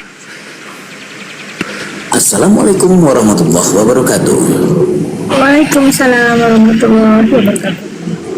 Jadi saya malam ini turun langsung melalui sungai-sungai Jordan dari Bukit Golgota karena saya mendengar ada penghujat tadi ya.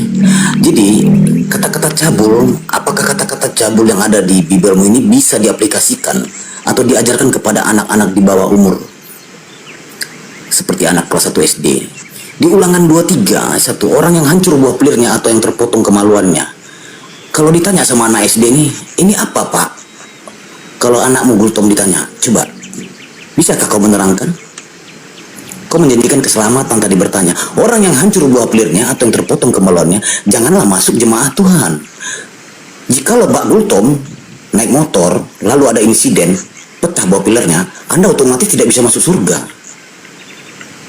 Apakah itu bisa jadi satu tolak ukur Anda bisa masuk surga? Dan di Amsal 7:18, marilah kita memuaskan birahi hingga pagi hari. Jika anak perempuanmu bertanya ini, apa jawabanmu? Pak, memuaskan birahi itu apa pak? Sampai pagi hari. Apa nggak lempo pak? Nanti pagi-paginya mama itu belanja pergi beli ikan dan sayur, jalannya ngangkang, gimana itu pak? Sampai pagi hari. Dan bersama-sama menikmati asmara. Oh bukan, itu bukan mama kita, karena suamiku tidak di rumah, ia sedang perjalanan jauh. Oh itu tetangga kita nak, lagi selingkuh, jadi bapak diundang dia. Begitu. Jadi kata-kata cabul yang kau ucapkan tadi itu ada di mana? Ketampol kau. Jangan kau tabur, jangan pernah kau tabur ya. Di sini ini pemusnah, pembantai martir semua di sini. Jadi ada tertulis Makmur dan Kang Mazmur pasal 3 main catur ayat 1 kumur-kumur. Ada tertulis 4 kafir tersesat parahnya lama, mengikuti keturunan Farisi botak terkena tulah, mengumpulkan cerita narasumber daripada warga, juga menyelidiki dari pemuda setempat dan juga tua-tua, menyatukan cerita dengan ajaran pagan dewa Yunani Roma. Kami dengar tertawa mengucapkan mati mija. Ingat Gultom, apabila kalian melihat si botak pembinasa keji bertemu dan memakai namaku dengan ilusi, jangan ikuti, jangan imani, dan jangan percayai. Tapi Gultom imani dengan dongeng cerita halusinasi. 1400 tahun yang silam sudah diinformasikan. Hanya Al-Quran yang dapat menceritakan masa depan. Karena Al-Quran original asli firman Tuhan, bukan hasil konsili, clipping, kerja kelompok, dan karangan. Menyekutukan Tuhan dengan banyak ilahi, itu dosa yang paling tidak bisa diampuni. Contoh jelas yang kita lihat saat ini, Tuhan manusia mati dihidupkan kembali. Kafir berkata Tuhan datang menjadi manusia. Di lain sisi Anda bilang itu kehendak Dia. Kalau cuma bermain kata-kata bersilat lidah, Anda salah komal dan sudah gangguan jiwa.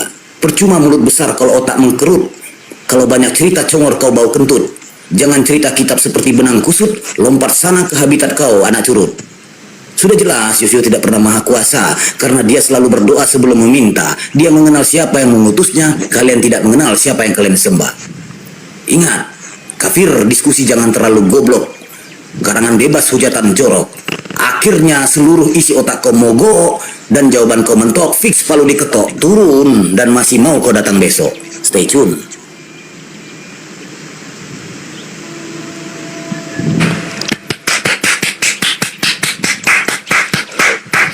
Mantap.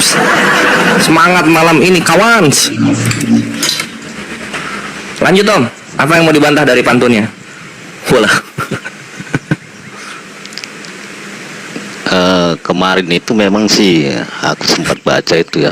Selama ini kan aku nggak pernah baca Alkitab. Jadi sempat ku baca memang di situ ada yang memang mengganjal, memang ibaratnya Tuhan itu manusia. Ya memang sih.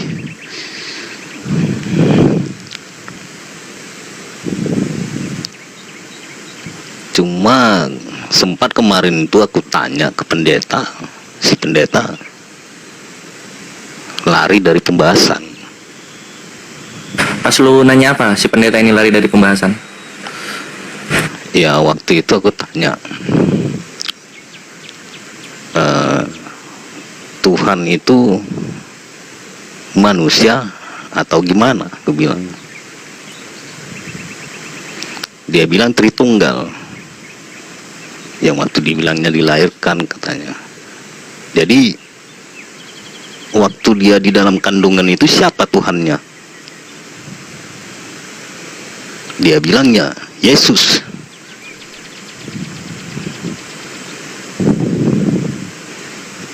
Ya aku jawab lagi ya, lari-lari sih memang pembicaraannya. Pendetanya jawabnya lari-lari gitu maksudnya? Iya. Ya emang konsepnya dipaksain, nggak didukung dalam kitab sucinya sendiri, tapi konsepnya dipaksain gitu. Apa? Satu hakikat tiga pribadi gitu kan? Itu kan kalau misalnya kita bikin pakai bahasa awam tuh satu jenis tiga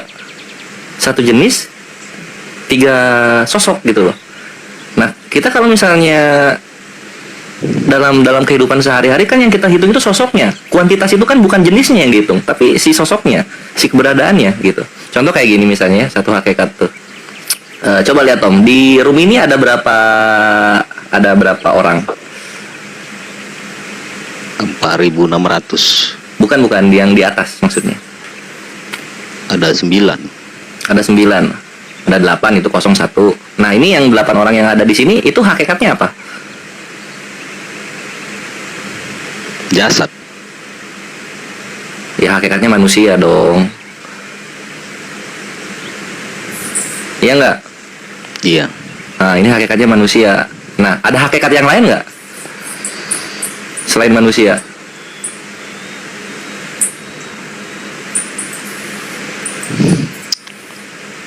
Nggak ada kan? Nggak ada. Nah cuma manusia doang. Artinya satu hakikat dong.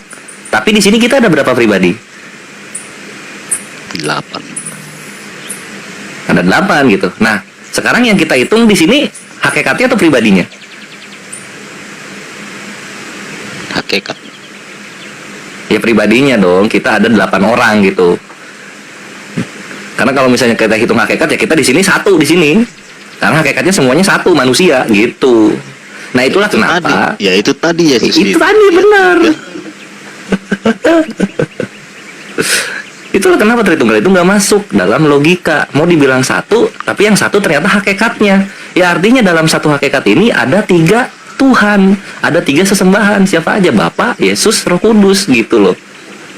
3 sesembahan ini satu hakikatnya. Apa hakikatnya? Dibilang roh gitu. Kalau nggak roh Allah gitu Tom. Itu salah, itu menyekutukan Tuhan. Padahal di dalam Yesaya 46 nomor 5 Tuhan di kitab suci itu berkata, hendak dengan siapa kamu membandingkan aku?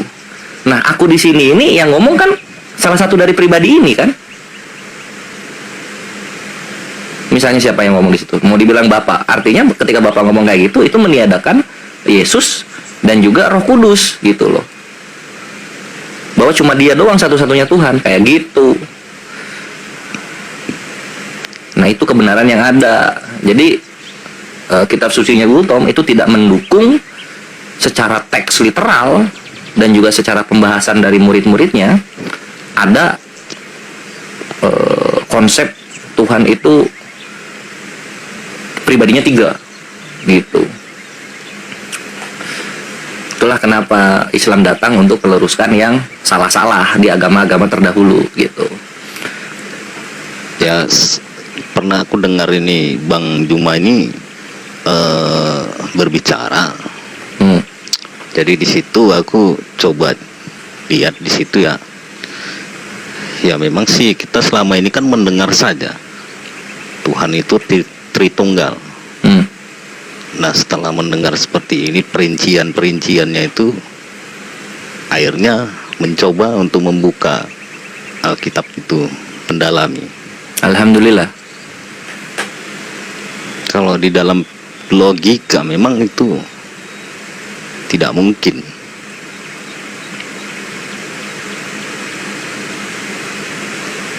Ya, Tuhan itu manusia.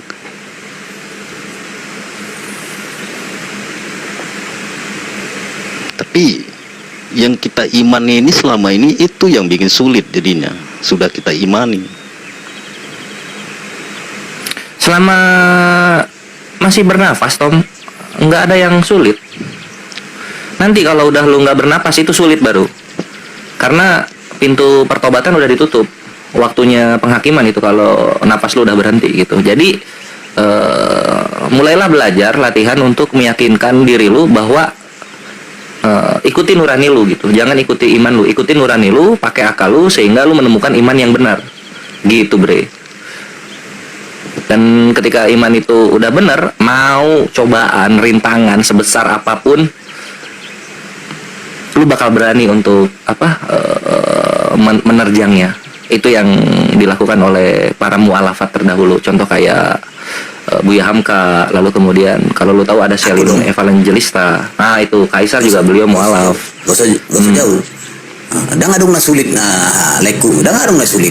Asalkan lain boy menyukun kan. Contoh di sini leku dah Asian, ada seorang datang kepada Yesus dan berkata, ini coba dengar ya. Ada seorang, ini ibaratkan dirimu ini.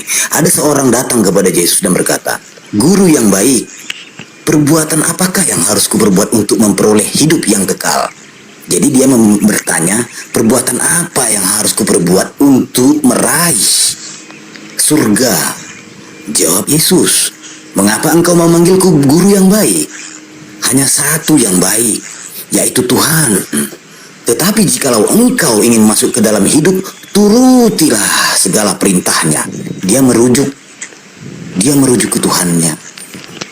Itu coba pertanyakan ke diri lain. Itu satu pertanyaan di diriku, tapi dalam artian ku buang dulu dogma dan doktrin ini sebelumnya. Idot tong, lanjut. Pangeran Kures. Pangeran Taliban. Nah itu Tom gitu. Dan yang terbaru nih selain Kaisar juga ya, yang lu lihat sebagai bukti hidup gitu. Yang terbaru kan Dr. Richard Lee juga bersyahadat doi. Dia berani, orang-orang yang sudah menemukan mantap bahwa udah tahu bahwa Islam itu kebenaran, dia berani menerjang dan meninggalkan segala sesuatu yang menghambat perpindahannya kepada agama yang benar ini yang ada di belakangnya. Berani dia terjang itu. Dan sekarang insya Allah itu giliran lu Tom gitu. Jadi apa yang lu gundahkan, apa yang lu galau, silahkan tanyakan. Tapi Insya Allah kami akan bimbing. boleh bertanya ini. Mantap.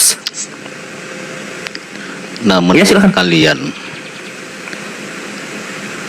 yang kalian bilang itu Tuhan Allah, itu di mana posisinya? Posisinya. Oke. Gurunda monitor ya. Udah habis dong kopinya dong, masa masih ini. Sambil nunggu Gurunda, Tom. Sambil nunggu Gurunda. Bagus. Kalau Pertama yang harus diketahui, ya. kalau kita kan jelas nampak tuh ada Yesus. Hmm.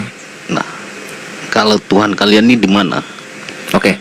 Allah Subhanahu wa taala Tuhan yang maha besar, Gultom, Tuhan yang maha besar. Gitu. Sehingga tidak ada sesuatu ciptaan apapun itu yang mampu menampung kemahabesarannya Allah Subhanahu wa taala. Jadi Allah bisa sangat jauh, Allah bisa sangat dekat dengan kita. Allah ada di mana? Sangat dekat, bahkan lebih dekat dari urat leher kita, itu Allah Subhanahu wa taala. Allah ada di mana? Allah berada di jauh di atas sana di mana kita tidak mampu menggapainya. Sehingga pertanyaan Allah ada di mana itu jangan sampai salah gitu, karena itu bisa apa ya, lu mempunyai etika yang tidak baik terhadap Tuhan. Karena ketika lu mengatakan Allah ada di mana, misalnya gue Tom ya, Tuhanku ada di sorga. Nah, ini dalam persepsi Islam itu menghina Tuhan. Kenapa? Karena itu menjadikan surga ini lebih besar daripada Tuhannya. Ibarat kuda ada di dalam kandang, kandangnya kan lebih gede dari kuda ini. Nah, kayak gitu, Tom. Jadi Allah ada di mana? Allah itu sangat dekat dengan kita, sangat dekat dengan kita. Dan Allah maha melihat yang zahir dan yang batin. Itu jawabannya. Jangan dibawa ke tempat, karena kalau ke tempat nanti lu mantap. Sini yang ditunggu-tunggu, Batman sudah datang. Lanjut Gurunda. Mohon izin ya. Bismillahirrahmanirrahim. Ketika kemudian kita mencari Allah, inilah bukti bahwasanya Islam itu adalah agama benar. Kenapa? Karena Islam itu menitip beratkan kemudian akal untuk menemukan Allah, pencipta langit dan bumi. Ini suara apa ini ya? Noise-nya dari mana ini ya? Dari saya kah? Oh, Masya Allah. Iya, dari sambil ngecas kayak mungkin, Gurunda. Masih ada? Suaranya masih ada? Sudah Suara lumayan, Leslie sudah aman. Iya. Kita lihat kemudian di dalam Al-Quranul Karim sebelum kita masuk ke dalam pembahasan dalil. Bagaimana Allah ini kemudian? Di dalam Al-Quranul Karim kemudian dijelaskan bahwasanya Allah pencipta langit dan bumi itu tidak bisa dilihat. Maka Islam datang hanya untuk memberi peringatan. A'udzubillahi minasyaitonirrajim. Innama tunsiru man ittaba'az zikra wa khasyir rahmana bil ghaib. Fabashshirhu bimaghfirati wa ajrin karim. Sesungguhnya engkau hanya memberi peringatan kepada orang-orang yang mau mengikuti peringatan dan yang takut kepada Tuhan yang Maha Pengasih walaupun mereka tidak melihatnya. Jadi Tuhan itu memang tidak bisa kita lihat. Tetapi bagaimana cara Tuhan ini menyatakan dirinya kepada kita? Ada dua hal. Yang pertama, Allah menyatakan dirinya di seluruh penjuru. Yang kedua, Allah menyatakan dirinya pada diri kita. Mari kita telah baik-baik. Sanurihim ayatina fil afaq. Aku memperlihatkan kepada mereka manusia kebesaranku, tanda-tanda keberadaanku di segenap penjuru. Mari kita lihat tuh. Akal kita yang berfungsi ini yang mana yang kemudian yang ingin menolak dan mendustakan terkait dengan kehebatan Tuhan kita dengan dia menumpahkan air dari atas langit berupa hujan. Rintik-rintik, butiran-butiran ini kok bisa? Siapa yang mengaturnya? Apakah ada pemerintah? Apakah ada kekuatan? Apakah ada kemudian hal yang dahsyat yang dilakukan oleh manusia sehingga air itu bisa turun secara butiran, nggak langsung seperti sungai ditumpahkan dari atas? Bagi orang berakal itu akan sampai kepada Allah, akan sampai kepada Tuhan. Ini pasti ada yang melakukan nih. Ini bukan manusia ini. Maka kata Allah, sanurihim ayatina fil afaq. Aku memperlihatkan kepada mereka tanda-tanda keberadaanku, tanda-tanda kebesaranku dari segenap penjuru. Dan fi ampusihim, dan juga memperlihatkan diriku kepada mereka dari diri-diri mereka. Contoh, kita hidup dari sejak dilahirkan, kita bersuara. Suara itu ada. Dari mana suara itu muncul? Dari mulut kita keluar. Nah, adakah kita pernah berpikir bagaimana bisa suara itu keluar dari mulut? Kenapa dia bisa berbentuk seperti itu adanya? A, B, C, D. Yang membuat itu siapa? Kita? Bukan. Tapi kok bisa? Dari mana kita belajar? Tidak pernah. Kita menggaungkan, kita menyuarakan kemudian huruf O. Oh begitu ya bunyinya O itu ya. O. B. Loh kok ada suara bergema keluar dari mulut saya? Ini gimana ceritanya? Kok bisa kayak gitu ya? Siapa yang mengatur ritme daripada suara itu keluar? Dari mana ini semua? Kemudian yang paling simpel untuk kita ketahui bahwa Allah itu ada. Ketika Al-Quran menyatakan di dalam surah Qaf ayat 16, walaqad khalaqnal insan wa na'lamu ma tuwaswisu bihi nafsuh. Aku Tuhan yang telah menciptakan manusia dan mengetahui apa yang dibisikkan oleh hatinya. Wa nahnu aqrabu ilaihi min hablil warid. Dan aku lebih dekat kepadanya daripada urat lehernya. Mari kita buktikan. Apakah Allah itu betul lebih dekat kepada kita daripada kita? Aneh kan? Apakah Allah itu lebih dekat kepada kita daripada urat leher kita? Coba. Buktinya apa? Kita makan nih, bayi disuapin, dikasih susu sama orang tua kita, vitamin, dan seterusnya. Apa yang terjadi? Biologis kita ini bertumbuh dari nutrisi yang kita konsumsi kemudian. Anehnya nih, misalnya kita makan, minum susu, masuk ke lambung, semuanya masuk ke lambung, diolah di dalam, habis itu dilemparkan kepada seluruh tubuh. Anehnya, ajaibnya, gigi tidak bertumbuh, tidak memanjang gigi itu seperti rambut. Padahal sama-sama disuplai dengan kandungan nutrisi yang sama. Kenapa gigi tidak bertumbuh seperti rambut? Dan coba Anda bayangkan, kalau usia sudah 20 tahun, 30 tahun, 40 tahun, rambut kita mungkin sudah ada 2 kilometer.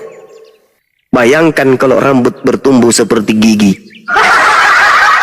Coba. Atau rusuk kita ini, tulang rusuk yang ada di dalam perut kita ini, rongga dada kita ini, siapa yang mengatur pertumbuhannya? Kok bisa dia nggak bertumbuh seperti rambut, seperti kumis? Kok bisa dia tertahan pertumbuhannya? Atau si ucok, kenapa si ucok nggak bertumbuh selayaknya rambut? Siapa yang mengatur ritme pertumbuhannya? Siapa yang mengatur itu semua? Kata Allah, wa nahnu aqrabu ilaihi min hablil warid. Sungguh aku telah menciptakan manusia dan aku lebih dekat kepadanya daripada urat lehernya. Apakah kita tahu ketika kita makan duren, yang kita rasa hanya rasa nikmatnya, sehabis tenggorokan lewat ke bawah, kita tahu bagaimana dia bekerja di dalam usus ini, bagaimana lambung ini mengolah duren tadi, bagaimana memilih bahwasanya ini yang harus ke paha, ini yang harus ke jari-jari, ini yang harus ke mata, ini yang harus ke kuping, ini yang harus ke jamban. Siapa yang mengatur itu? Kita? Bukan. Tapi itu tubuh kita loh. Itu badan kita loh. Tapi badan kita sendiri kita nggak tahu apa yang terjadi di dalamnya. Coba sinyal. Coba sinyal lebih dekat kepada manusia, dan mereka akan mengetahui keberadaanku jika mereka berpikir. Jadi umat Islam itu tidak mesti cari Tuhan. Mana Tuhan saya ya? Oh, dibawa sama ibunya ke bait suci lagi belajar.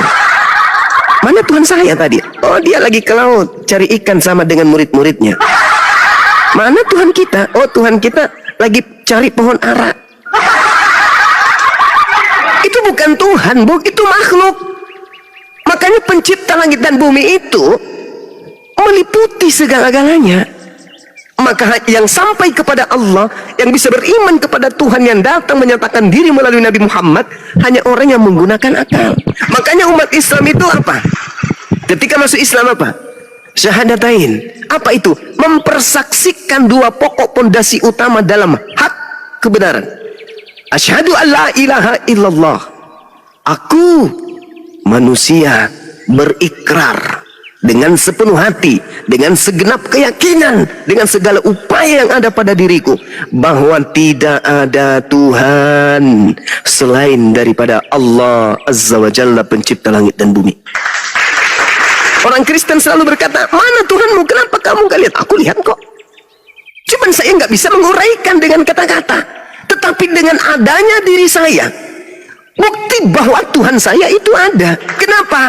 Roh yang saya bersama sejak saya dilahirkan, usia saya sekarang 45 tahun, bersama dengan roh saya, pada saat saya berdiri, pada saat saya bangun, pada saat berjalan, duduk, tertidur, bangun kembali, roh saya selalu sama dengan saya. Tidak pernah sedetik pun roh meninggalkan saya. Tapi saya tidak mengenalnya. Saya bisa sombong di hadapan manusia. Saya bisa angkuh, berkata saya yang paling hebat, saya yang paling kaya, saya yang paling pintar. Tetapi anehnya, saya sendiri tidak mengenal roh saya itu kayak mana wujudnya, kayak mana kemudian tampilannya. Padahal roh saya adalah saya, tapi saya tidak mengenal diri saya. Kan lucu. Yang saya tahu ngaca, cermin, potong kumis, cuci muka, sikat gigi, itu yang saya tahu. Oh, ini wajah saya. Tapi roh yang ada pada diri saya, yang adalah saya sendiri, saya tidak tahu ya Rob. Hanya Engkau yang tahu. Makanya orang berakal itu akan sampai kepada Tuhannya apabila kemudian mereka berakal sehat. Nah, ini tidak dimiliki oleh agama paganisme. Kenapa? Agama paganisme itu kudu wajib melihat dulu baru dia percaya. Tuhannya umat Islam itu tak ada. Umat Islam itu tidak punya Tuhan. Kenapa? Mana Tuhannya coba? Mana Tuhannya? Kalau kita kan ada, pernah datang jadi manusia, disunat pada hari ke-8, didetein sama ibunya, disalibkan sama orang. Itu bukti bahwa Tuhan kita ada. Itu orang dungu. Itu orang stupid. Orang jahil. Jangankan Tuhan, loh dirinya sendiri dia nggak kenal kok. Rohnya sendiri dia tidak kenal. Bagaimana dia mau melihat wujud penciptanya? Makanya umat Islam itu asyhadu an la ilaha illallah. Aku bersaksi bahwa tiada Tuhan selain Allah. Dialah yang menjaga alam jagat raya ini. Dialah yang menjaga diri saya. Coba saudara, ini adalah pengalaman kita masing-masing. Coba, bisa tidak kita yang mau keluar dari perut, mohon maaf, bisa tidak kita yang mau keluar dari perut ini membangunkan kita di subuh hari? Senyenyak-nyenyaknya kita, kalau dia sudah minta keluar, pasti kita terbangun. Pertanyaan saya, siapa yang membangunkan kita yang sudah dalam keadaan mati ini untuk ke toilet, buang air kecil atau buang air besar? Itulah yang diterangkan oleh Allah. Wa nahnu aqrabu ilaihi min hablil warid. Allah yang mengatur ritme kehidupan kita. Allahu la ilaha illa huwal hayyul qayyum la ta'khudhu sinatu wala naum. Dialah Allah, tiada Tuhan selain Dia yang hidup terus menerus mengurus makhluknya secara terus-menerus. Jadi dia yang mengurus kita ini. Allah yang mengurus, Tuhan itu yang mengurus kita. Kalau kita tidak bisa, kalau tidak ada Allah kemudian mengurus kita, begitu kita tidur, tidur selamanya. Tidur selamanya. Pasti itu. Artinya bahwa bagi umat Islam tidak perlu kemudian mencari Tuhannya. Tuhan kita mana? Oh, di bait suci lagi sekolah. Tuhan kita mana? Oh, lagi di sana ngobatin orang buta. Itu agama pagan. Makanya Tuhan itu laisa kamitslihi syai'. Tuhan itu tidak serupa dengan makhluk. Maka umat Islam itu Tuhannya apa? Anallaha sami' alim. Allah yang disembah oleh umat Islam itu maha mendengar, maha mengetahui. Makanya ketika umat Islam itu ibadah, kawan, mereka ibadah Allahu Akbar. Duhai dikau yang maha besar, pencipta langit dan bumi yang maha besar ini, mendengar kagak? Mendengar. Jadi Allah yang maha melihat, melihat hamba-hambanya yang beribadah, menyembah dirinya. Nah, bagaimana dengan mereka yang memanggil Yesus? Yesus, berikanlah kami keselamatan. Yesus mendengar enggak? Enggak. Lalu yang mendengar siapa? Allah Subhanahu wa ta'ala. Allah mengatakan, ini hambaku justru menyembah kepada yang lain, justru meminta kepada yang lain. Pada aku loh yang memberikan kehidupan ke dia, aku loh yang menciptakannya, tapi yang disembahnya makhluk lain. Kenapa? Otaknya nggak berfungsi. Alhamdulillahi Rabbil Alamin. Segala puji bagi Allah, Tuhan semesta alam. Yang kami puji Tuhan semesta alam, Tuhan yang menciptakan alam semesta. Ar-Rahmanir Rahim. Duhai dikau yang maha pengasih lagi maha penyayang. Maliki Yaumiddin, yang merajai hari pembalasan. Iyyaka na'budu wa iyyaka nasta'in. Hanya kepadamu, hanya kepadamu, hanya kepadamu, bukan kepada yang lain. Nah, itu Islam itu begitu. Tidak kami membuat karikatur, oh, Tuhan harus berupa bayi, kita cium kakinya, patungnya, kita bersihkan patungnya setiap hari Jumat, setiap hari Minggu. Nggak ada yang kayak gitu-gitu. Itu ajaran pagan yang kayak gitu. Umat Islam duduk, mereka berdiskusi dengan Tuhannya. Umat Islam berbaring, mereka lagi mengeluh kepada Tuhannya. Dimanapun umat Islam bersama dengan Tuhannya, ini ma'akum.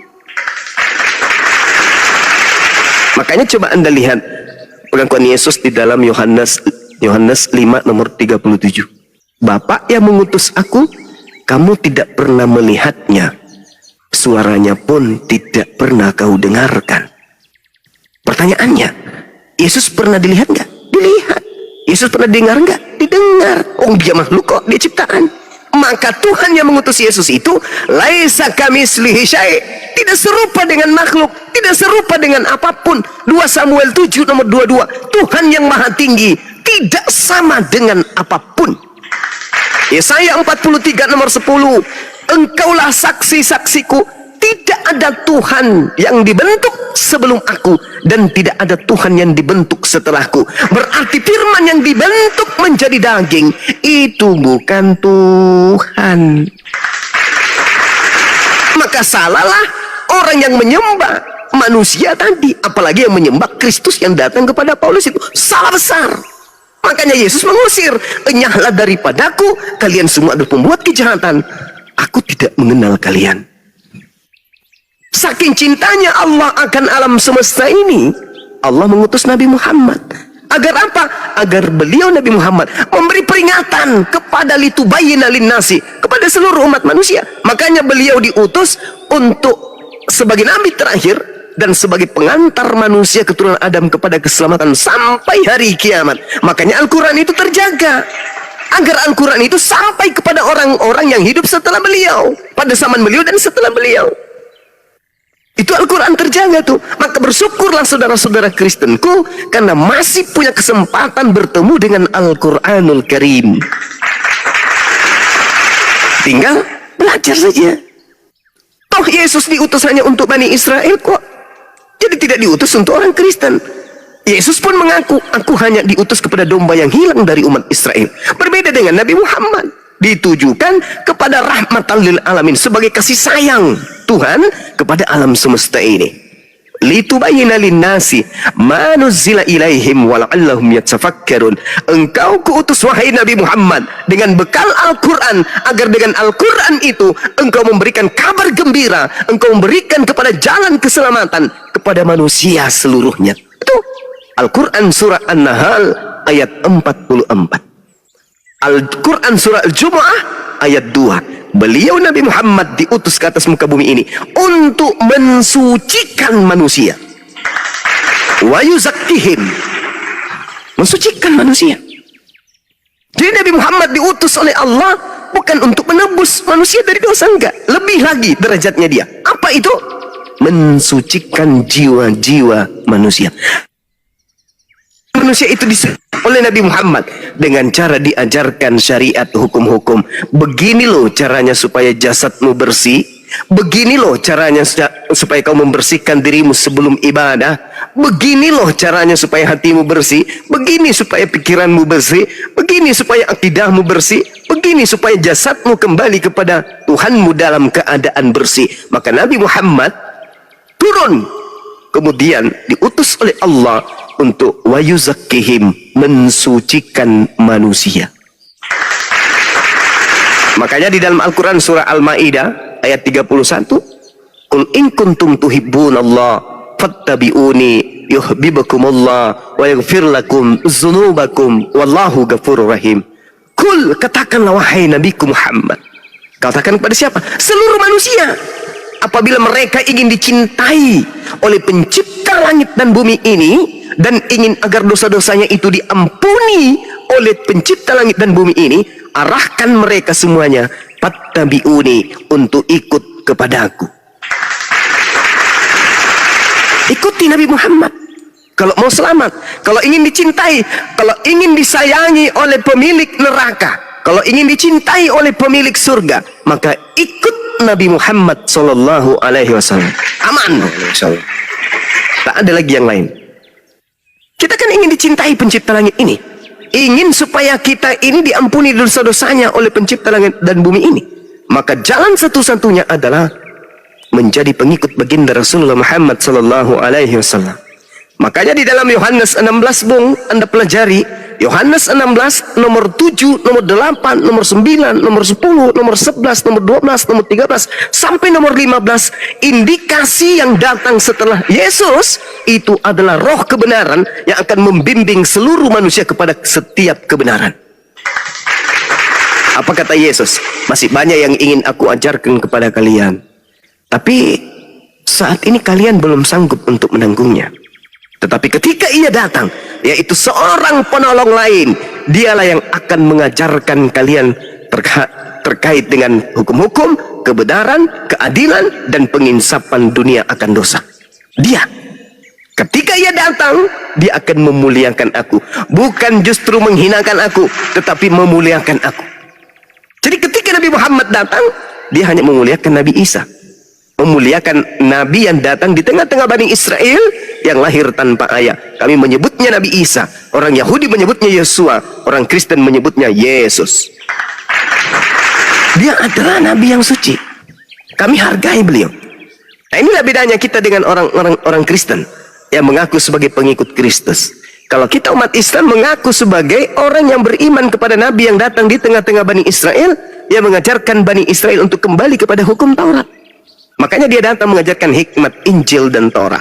Itulah Nabi Isa yang kemudian disebut sebagai Yesus di dalam kitabnya orang Kristen. Tapi orang Kristen mengatakan Nabi Isa bukan Yesus. Oke.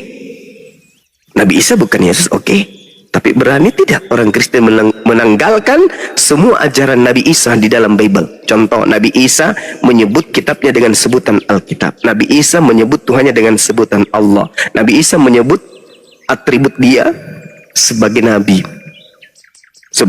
sebagai Rasul. Bisa nggak kemudian Kristen menanggalkan itu semua? Bisa nggak semua gereja Isa Al-Masih itu mereka rubah kemudian menjadi gereja Yesus? Nggak bisa kan? Artinya bahwa orang Kristen menerima Bible, di awal tadi saya katakan orang Kristen menerima Bible itu bukan dari Yesus. Yesus mengajarkan Injil, tapi Kristen menerima Bible dari wartawan-wartawan yang menuliskan tentang cerita-cerita yang ada di tengah-tengah masyarakat tentang Yesus. Sedangkan Yesus sendiri datang sebagai pemberita Injil. Kalau kita lihat dalam Yohanes 1, dia bertemu dengan Filipus. Filipus, kesini, ikutlah denganku. Nah, Filipus ikut dengan Yesus. Filipus ikut dengan Yesus. Itu terbukti di dalam cerita yang disaksikan kemudian oleh penutur yang ada tertulis di dalam Yohanes 21 nomor 24-25 bahwa tulisan kitab Yohanes itu diterima dari kesaksian seseorang. Bukan Yohanes murid Yesus yang menulis kitab Yohanes itu. Maka Filipus dipanggil kemudian, Filipus ikutlah denganku. Nah, jadi Filipus ikut dengan Yesus bersama-sama ke Galilea. Di Markus 1 nomor 14, di Galilea sana, Yesus dan Filipus mengajarkan Injil.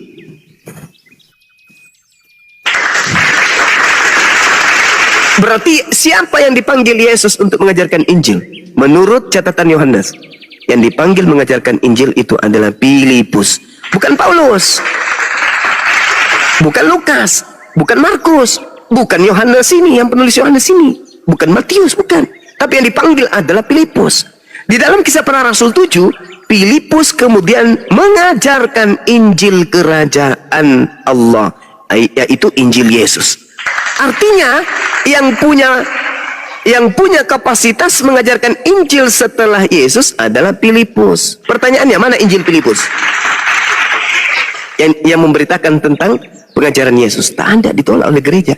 Kenapa? Karena Injil Filipus bertentangan dengan konsep Romawi dan Yunani. Sekira begitu saudara, kembali kepada hal yang ada di dalam Islam, bahwa di dalam Al-Quranul Karim, salah satunya adalah innama tunziru manittaba dzikra wa khasyya rahmana bil gaib. Sesungguhnya engkau hanya memberi peringatan kepada orang-orang yang mau mengikuti peringatan dan yang takut kepada Tuhan yang Maha Pengasih, walaupun mereka tidak melihat Tuhan tersebut. Juga diterangkan dalam Quran surah Al-Mulk ayat 12, innal ladzina yakhshawna rabbahum bil ghaibi lahum maghfiratun wa ajrun kabir. Sesungguhnya orang-orang yang takut kepada Tuhannya yang tidak terlihat oleh mereka, mereka memperoleh ampunan dan pahala yang besar. Terakhir, sebagai referensi untuk saudara belajar, di dalam 1 Timotius 6 nomor 16 dikatakan begini, dialah yang satu-satunya yang tidak tersentuh oleh kematian, bersemayam dalam terang yang tak terhampiri, seorang pun tidak pernah melihat dia, dan memang manusia tidak dapat melihat dia. Baginya lah hormat dan kuasa yang kekal. Amin. Ini sudah pasti bukan Yesus. Karena Yesus tersentuh oleh kematian, Yesus terhampiri, Yesus seorang manusia, Yesus bisa dilihat oleh manusia, dan memang manusia melihatnya. Dan baginya lah hormat, Yesus tak ada hormat bagi Bani Israel. Bahkan orang Kristen pun tak menghormatinya. Karena kenapa? Yesus yang adalah Nabi dianggap Tuhan, berarti itu penghinaan.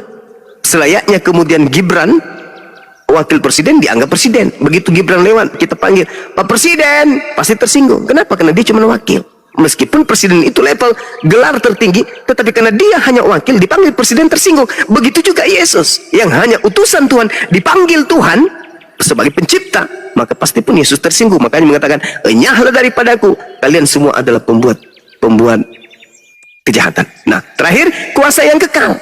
Di mana kuasa kekal? Sedangkan Yesus berkata dalam Yohanes 5 nomor 30, dia mengatakan, aku tidak dapat berbuat apa-apa dari diriku sendiri.